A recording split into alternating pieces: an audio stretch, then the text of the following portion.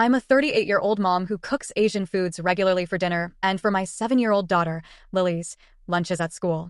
This is because my family enjoys these foods, I like to cook these foods, and my mom cooked a bunch of these foods growing up since she's half Japanese. Oftentimes I'll either give my daughter some leftovers from last night's dinner, plus a fruit/veggie and a snack, or I'll make her a quick little bento box or some other thing really quick. So, after school one day, my daughter wanted to play on the playground for a bit before we went home. I said she could play for a few minutes, and she ran off to play. I was waiting next to this other parent, who we'll call Deborah. While I was waiting, Deborah came up to me. Deborah asked me if I was Lily's mother. I confirmed that I was and inquired why she was asking. Deborah explained that my daughter's lunches had been troubling her son and requested me to pack something else. I responded with surprise, asking for clarification on how exactly Lily's lunches were causing an issue for her son.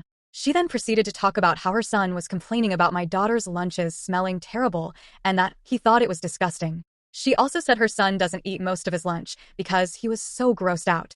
I responded, saying I understood her son was bothered by the smell and suggested he sit elsewhere. Deborah reacted strongly, stating that her son shouldn't have to tolerate whatever food my daughter brings to school, describing it as disgusting. And she started making more vaguely racist complaints, but I was fed up at this point. I responded by acknowledging that her son might not appreciate my daughter's food, but suggested that he could simply choose not to sit next to her. I made it clear that I wouldn't alter the contents of my daughter's lunches just because she and her son preferred not to be around Asian cuisine. FK off. She angrily stomped off with her kid then, and my daughter finished playing soon after, so we went home. I talked to my husband about it, and he said that maybe I shouldn't have told her to FK off, to avoid her bothering us in the future.